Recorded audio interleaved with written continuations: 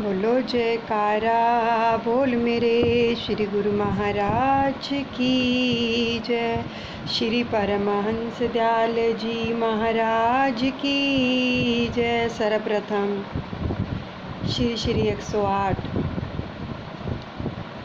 हमारे आराध्या देव श्री परमहंस दयाल दादा गुरु महाराज जी के चरणों में लाखों करोड़ों बार दंडवत प्रणाम करते हैं। सभी परमहंसों के चरणों में भी दंडवत प्रणाम करते हैं। हम श्रवण करने जा रहे हैं श्री अमर ज्योति दर्शन पंचम पातशाह सतगुरुदेव भगवान जी का जीवन चरित्र। उससे पहले अपने दादा गुरुदेव जी से आशीष लेंगे, उनको नमन करेंगे बड़े प्रेम से। सभी परमहंसों का आशीष मिलेगा। मेरे दादा गुरु महाराज प्यारे, तुमको लाखों प्रणाम, तुमको लाखों प्रणाम। मेरी बिगड़ी बनाने वाले, तुमको लाखों प्रणाम, तुमको लाखों प्रणाम, कोटि कोटि प्रणाम। भव से पार लगाने वाले, तुमको लाखों प्रणाम, कोटि कोटि प्रणाम। अद्वैत का पाठ पढ़ाने वाले, तुमको लाखों प्रणाम जी, कोटि कोटि प्रणाम। मेरे हापू बाबा जी, तुमको लाखों प्रणाम, कोटि कोटि प्रणाम।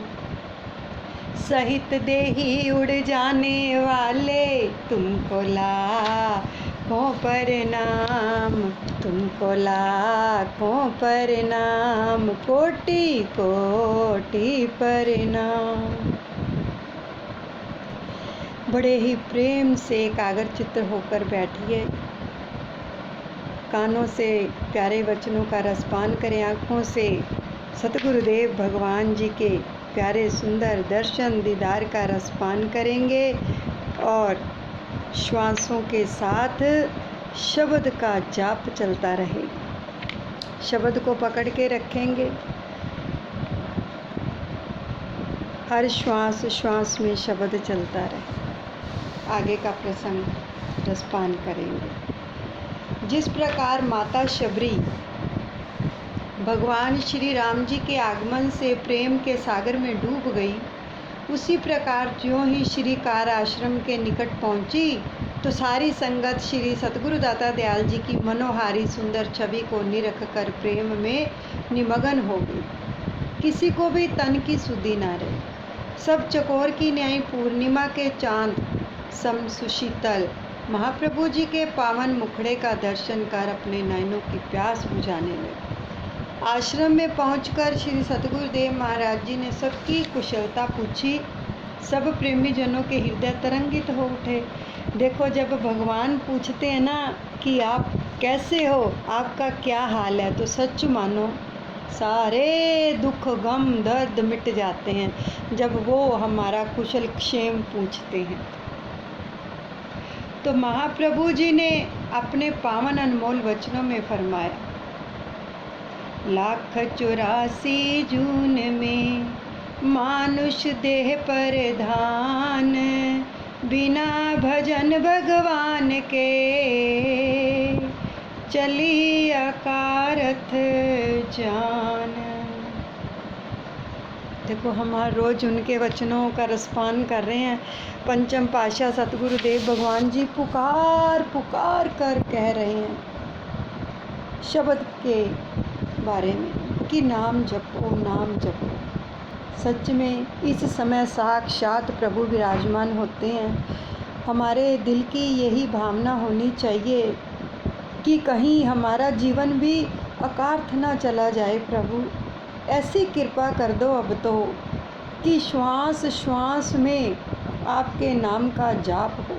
देखो, हमें अंदर से जुड़ना है और पंचम पातशाह सतगुरुदेव भगवान जी ने जब तक भी इस धरा पर रहे हैं ना, अंदर से जुड़ने के लिए ही प्रेरित किया है उन्होंने। हम कहाँ पर जुड़े हुए हैं ये अब हमें देखना है, लेकिन उनका जितना भी प्रयास रहा है ना, और अब भी देखो हम वचनों में यही श्रवण कर रहे हैं, बार बार प्रभु फरमा रहे हैं कि शब्द को पकड़ो, शब्द को, कि कहीं ये जान अकार्थ ना चली जाए आपकी बिना कुछ किए ही। यानी अगर नाम नहीं जपेंगे तो समझो बिना कुछ किए ही इस संसार से विदा हो गए हम, फिर आगे जाके बहुत मुश्किल होगी, बहुत मुश्किल होगी। इसलिए अंदर से जुड़ें, अंदर से जुड़े, केवल अंदर से।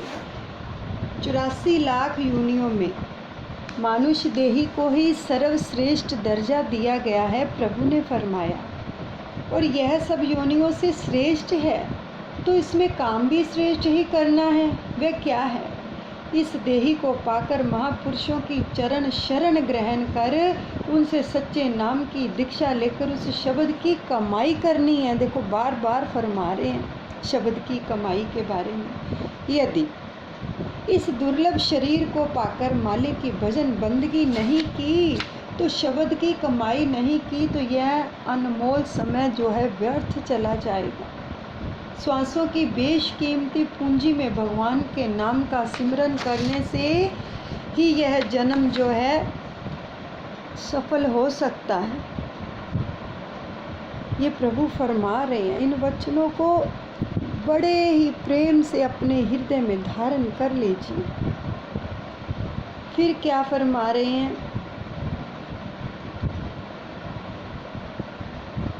यही है अवसर, यही है वेला, नाम प्रभु का धया ले तू, अंत में होगा संगी साथी, परलोक का तो शाह बना ले तू। देखो हमें अपने आप पर ना गिलानी होनी चाहिए कि हम नाम नहीं जपते हैं। अंत समय क्या होगा, कभी सोचा हमने? सोचो अंत समय क्या होगा हमारा अगर नाम नहीं जपा तो। कई युगों के बाद जो ये अवसर मिला है, तो इसमें मालिक के नाम की कमाई कर ले, यही अंत समय साथ जाएगी। दुनिया की कोई भी वस्तु जीव के साथ नहीं जाती है, केवल मालिक का सच्चा नाम ही साथ जाता है। इसलिए प्रत्येक गुरुमुख का यह फर्ज हो जाता है कि वे अपनी सुरती को नाम शब्द में लीन करके अपना लोक और परलोक संवार ले। श्री अमृत वचनों की अनमोल संपदा को पाकर प्रेमी जन निहाल हो गए, और तदुपरांत प्रसाद बांटा गया, और भक्तों ने श्री गुरु दर्शन और श्री गुरु महिमा के भजन गाए। साय समय श्री प्रभु जी ने जोरास्ट्रियन क्लब में कृपा फरमाई। महाप्रभु जी का सिंहासन सुंदर पुष्पों से सजाया गया था, और उस पर विराजमान आपके देदीप्यमान स्वरूप का अलौकिक दर्शन पाकर सबके हृदय इलाही नूर से जगमगा उठे, और विभिन्न शहरों से आए हुए हजारों की संख्या में श्रद्धालु प्रेमी गुरुमुखों ने अपने श्रद्धा सुमन श्री चरणों में समर्पित किए। फिर प्रभु ने वचन फरमाए कि यह संसार दुख रूप है। हर इंसान खुशी का तलबगार है, और वह अपनी तरफ से खुशी को प्राप्त करने के लिए साधन जुटाता है, परंतु उसे खुशी नहीं मिलती है, क्योंकि माया व दुनिया के सामानों में खुशी है ही नहीं। फिर जीव सुखी कैसे हो सकता है? वाणी में भी वर्णन आया है, सगल सृष्टि को राजा दुखिया, हर का नाम जपत होए सुखिया, लाख करोड़ी बंधु न परे, हर का नाम जपत निस्तरे। एक राजा के पास किस चीज़ की कमी होती है? परंतु देखने में यही आता है कि वह भी चिंताग्रस्त रहता है, परेशान रहता है, लेकिन जो भाग्यशाली जीव मालिक के नाम की कमाई करते हैं, वास्तव में वे ही इस संसार में सुखी हैं। जीव चाहे लाखों बंधनों में क्यों ना जकड़ा हुआ हो, तो भी प्रभु परमात्मा के नाम का उच्चारण व स्मरण करने से उसका निस्तार जो है हो जाता है। दुनिया में यदि सुख प्रदान करने वाली कोई वस्तु है तो वह मालिक का नाम।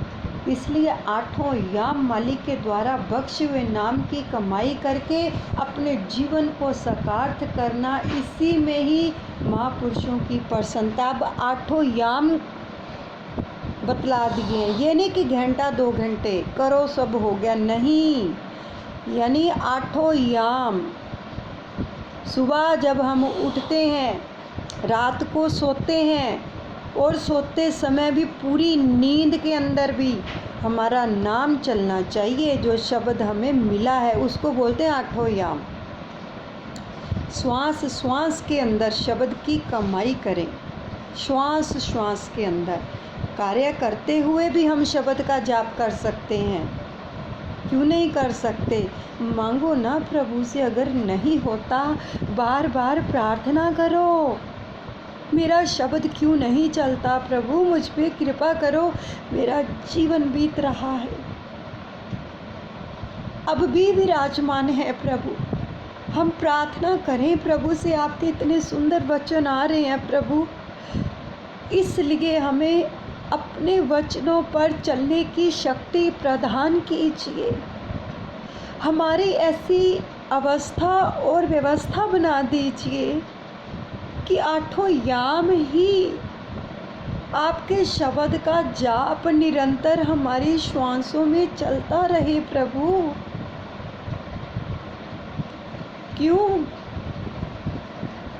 जीवन बीत रहा है, पल पल प्रभु मैं मौत के नज़दीक जा रहा हूँ, मुझ पे कृपा कर दो। मेरी झोली नाम से भर दो।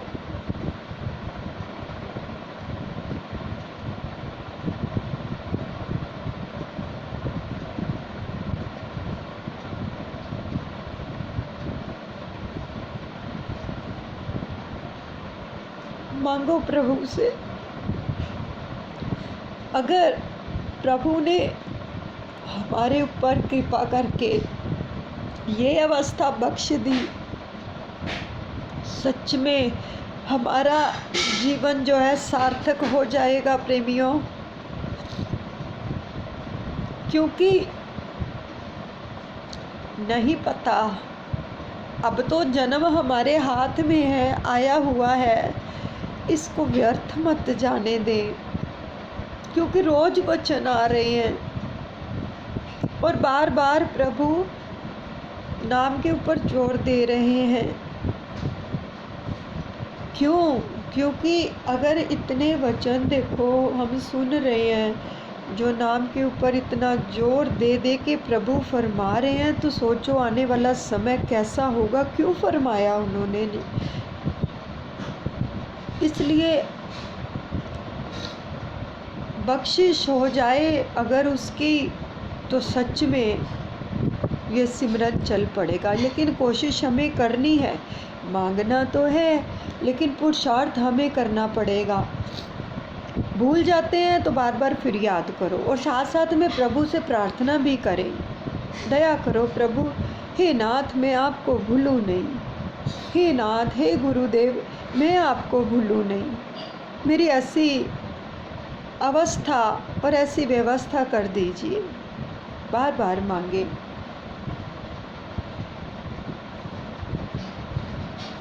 तो प्रभु ने फरमाया कि दुनिया में यदि सुख प्रदान करने वाली कोई वस्तु है वो मालिक का नाम है। इसलिए आठों याम मालिक के द्वारा बख्शे हुए नाम की कमाई करके अपने जीवन को साकार करना है। इसी में ही महापुरुषों की प्रसन्नता है। श्री वचनों की अमृत वर्षा के उपरांत बाई जी ने श्री चरणों में विनती की कि इन पावन प्रवचनों को तेलुगु में अनुवाद करके सुनाने की श्री आज्ञा प्रदान करें, क्योंकि तेलंगाना की भाषा तेलुगु है और यहाँ लोग हिंदी भाषा बहुत कम समझते हैं। आपने शीघ्र ही स्वीकृति प्रदान कर दी। भगत नारायण दास जी ने श्री वचनों को तेलुगु भाषा में रूपांतरित करके सुनाना आरंभ किया। अकस्मात ही आपकी दृष्टि उस पर पड़ी। उसने अपने हाथों की अंगुलियों में सोने की अंगूठियां डाल रखी थी।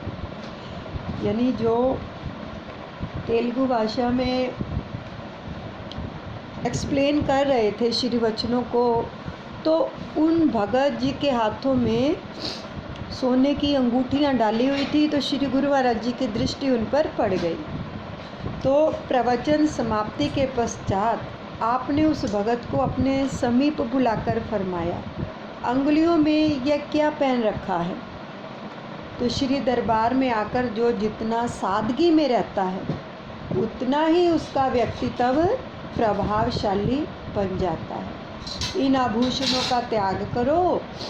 गुरुमुख का खान पान और पहरान बिल्कुल सादा होना चाहिए। जिसका अपना जीवन आचरणमयी होता है वही दूसरों को भी उस मार्ग पर चलने के लिए प्रेरित कर सकता है। तो संसार में रहते हुए माया व माया के पदार्थों के साथ शरीर का निर्वाह करते हुए अपने मन को, अपनी चित्तवृत्तियों को कमल के फूल की न्यायी उनसे अलग रखने की कोशिश करनी चाहिए। जग रहूं जगते अलग रहूं, जोग जुगत की रीत, दुल्हन हृदय नाम ते, लाई रहो दृढ़ प्रीत। संसार में रहो परंतु संसार को अपने दिल में ना बसाओ। दिल में केवल मालिक की सच्ची प्रीत हो, प्रभु का प्यार हो। परमात्मा सुख स्वरूप है। उससे प्रीत का नाता जोड़ देने से सब दुख और कष्ट दूर हो जाएंगे। मालिक का ध्यान चित्त में बसाने से सुरती काल माया के बंधनों से आज़ाद हो जाएगी और परमात्मा से एकाकार होकर सुरखुरू हो जाएगी।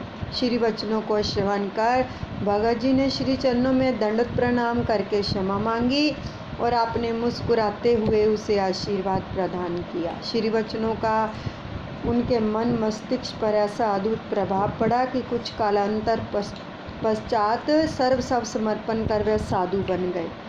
इस प्रकार 2-3 दिन तक सत्संग का प्रवाह चलता रहा और गुरुमुख जन हजारों की संख्या में आकर श्री दर्शन, श्री आरती पूजा और पावन श्री वचनों का लाभ उठाने लगे।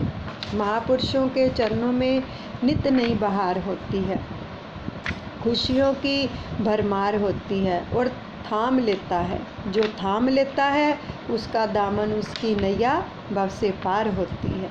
अब श्री प्रभु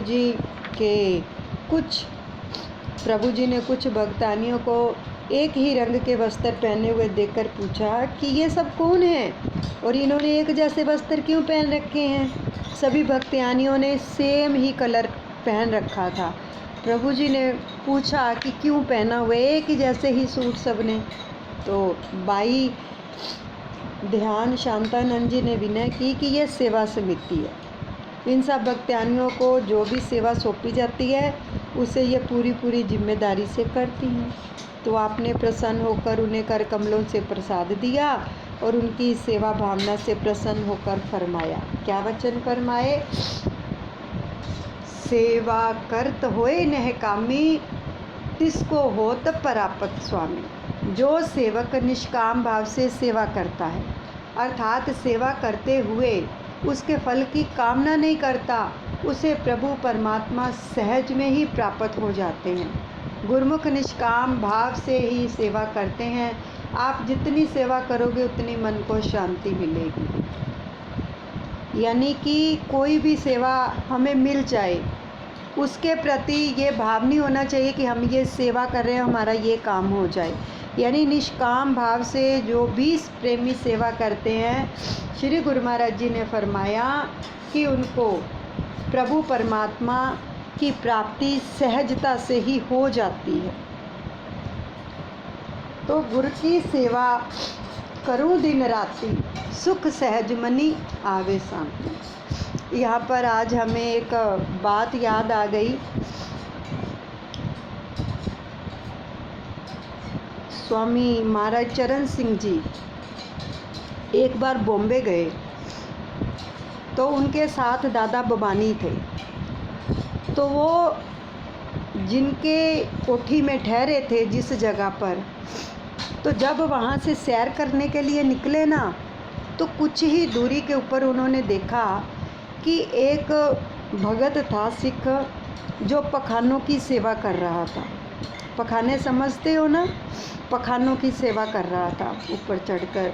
तो बाबा जी ने फरमाया दादा भवानी को कि देखो, ये हमारा ऐसा भगत है, सेवा करता है, किसी को पता ही ना चले। कई लोग होते हैं ना दिखा के सेवा करते हैं, लेकिन ये ऐसी सेवा पकड़ता है, बहुत ही यानी कि ऐसी सेवा पकड़ेगा कि जो कोई देखे ही ना। पखानों की सेवा पकड़ी और बाबा जी ने फरमाया इसने आज तक हमसे कोई डिमांड नहीं की है कि मेरा ये काम हो जाए, और ना ही कभी इसने ये सोचा कि सेवा करते हुए मुझे कोई देखे। देख कौन रहा है? सतगुरु देख रहे हैं, उनकी सेवा हो रही है, वो देख रहे हैं। सेवा को भी जो छुपा कर करते हैं, बहुत सारे ऐसे प्रेमी होते हैं। तो देखो फिर जो छुपा कर करते हैं, सतगुरु की निरंतर निरंतर निरंतर कृपा दृष्टि उनके ऊपर रहती है कि देखो ये प्रेमी सेवा कर रहा है। लोगों की दृष्टि को हमने क्या करना है? लोगों की दृष्टि को क्या करना है? लोग क्या देंगे? देना तो प्रभु ने है ना, वो उनकी नज़र में है। देखो सिख वो जो सेवा कर रहा है कि सेवा भी छोटी से छोटी करेगा, यानी जिसको कोई पसंद नहीं करता जिस सेवा को। बहुत सारे लोग होते हैं ना कि हमें बड़ी से बड़ी सेवा मिले, लेकिन बाबा जी ने फरमाया ये छोटी से छोटी सेवा करेगा। सेवा कोई छोटी नहीं होती, लेकिन उसके जो पखानों की सेवा, लोग उनको बता रहे थे बाबा जी कि देखो ये ऐसी सेवा करेगा कि जिसको कोई पसंद नहीं करता, जिसको कोई देखे ना। हर कोई पखानों की सेवा कर नहीं सकता है ना। तो देखो इसलिए अगर सेवा भी जो लोग करते हैं छुपाकर, उनके ऊपर उनके गुरु की निरंतर दृष्टि रहती है। तो सतगुरु तो देख रहे हैं ना, वो तो अपनी सेवा कर रहा था। सतगुरु जी ने बता दिया उनको कि देखो ये है असली भगत हमारा, कि जो किसी को नहीं बताता मैं क्या सेवा कर रहा हूँ, मेरी कहाँ सेवा लगी। तो ऐसे जो सेवक होते हैं वो सतगुरु के नज़दीक होते हैं, बाहर से नहीं, अंदर से। तो हमें भी अंदर से जुड़ने के लिए ही प्रेरित कर रहे हैं श्री गुरु महाराज जी की, अंदर से जुड़े।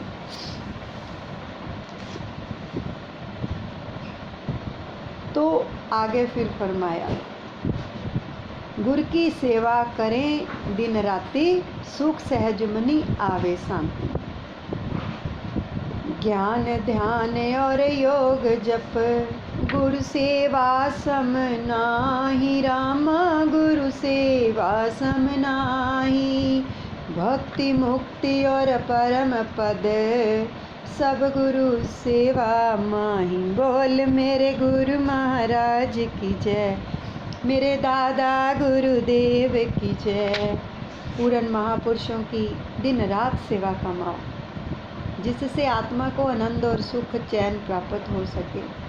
आत्मा को निर्बंध करने पर प्रभु से मिलाना ही जीव के जीवन का लक्ष्य है। अतः सत्पुरुषों की आज्ञा मौज से उनकी सेवा करते हुए अपनी मंजिल तक पहुंचने में ही जीवात्मा का कल्याण है। महापुरुषों की अनमोल वाणियों तथा सदग्रंथों में सेवा के महत्व का विस्तृत वर्णन मिलता है।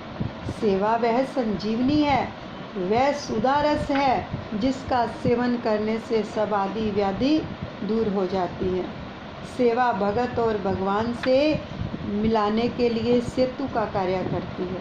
सेवक के लिए स्वामी की प्रसन्नता को पाने का सेवा ही सर्वोत्तम साधन है। सेवा करने से चित्त में भी नम्रता आती है और मन शांत होकर भजन अभ्यास में दृढ़ होता है। इसलिए श्री परमहंस दयाल जी ने श्री अनंतपुर की अनूठी रचना करके सेवकों के लिए यह सेवा के अखुट भंडार खोल दिए हैं, ताकि जो जीव उनकी चरण शरण में आए वे इस दात को पाकर माला माल हो जाए और अपने जीवन को खुशहाल बना सकें। किसी संत ने कहा है, गहे शरण जो संतों की, ताके ऊंचे भाग, नित नित बढ़ता ही रहे गुरु चरण अनुराग। जिस जीव को महापुरुषों की चरण शरण प्राप्त हो जाती है, वास्तव में वही सौभाग्यशाली है। जिसका सतगुरु के चरणों में अनन्य अनुराग होता है, उसी का जीवन धन्य होता है। श्री प्रयाग सरोवर के मुहूर्त से पूर्व श्री सतगुरुदेव महाराज जी ने बाई जी को बुलाकर फरमाया कि आपके सिकंदराबाद में कोई ऐसा भगत है जो स्वयं भजनों की धुन बनाकर भजन बोले। तो बाई जी ने कहा कि भगत रामदेव है जो स्वयं भजन बनाकर बोलते हैं। आपने फरमाया, हम उसी को तो ढूंढ रहे थे। प्रबल श्री मौज देखकर बाई जी ने उन्हें भगत गजेंद्र के साथ श्री अनंतपुर भेजा। वहाँ उन्होंने श्री हजूरी में भजन गाया, तुम ही राम हो, तुम ही कृष्ण हो। भक्ति भाव से पूर्ण उनके हृदय से निकला हुआ प्रत्येक शब्द सुरताल से मिलकर कानों में मानो अमृत रस घोल रहा था। हर गुरमुख जो था मंत्र मुग्ध सा हुआ इस भजन को श्रवण कर रहा था। तो आप भी उनके गायन से अति प्रसन्न हुए, तो तत्काल महात्मा योग प्रेमानंद जी को बुलाकर फरमाया कि इनको भजन बनाकर दो, ये उनकी धुन बनाकर गाएंगे। महात्मा जी ने श्री अनंत सर की महिमा के कुछ भजन बनाकर दिए, जो उन्होंने अपनी आवाज़ में रिकॉर्ड करके श्री चरणों में भेंट किए। ये भजन अभी भी पर्व से पूर्व श्री स्नान के दिन तट पर गाए जाते हैं। जब श्री स्नान होता है ना, तो जो भजन श्री गुरु महाराज जी ने उस भगत जी से बनवाए थे कि वो अपनी धुन में ही बनाए, तो वो अभी तक भी गाए जाते हैं जिस दिन स्नान होता है। तो श्री प्रभु जी ने पुनः इन भक्तों को भगत ईश्वर जी के साथ मिलकर श्री श्री 108 श्री प्रथम पातशाह यानी दादा गुरु महाराज जी, श्री श्री 108 श्री द्वितीय पातशाही जी महाराज, श्री श्री 108 श्री तृतीय पातशाही जी महाराज और श्री श्री 108 श्री चतुर्थ पातशाही जी महाराज जी की जीवन गाथाएं गायन करने की सेवा सौंपी। और इन्होंने वे सब रिकॉर्ड करके श्री चरणों में भेंट की। तो श्री प्रभु जी उनकी सेवा व लगन से अत्यधिक प्रसन्न हुए। तो इसके पश्चात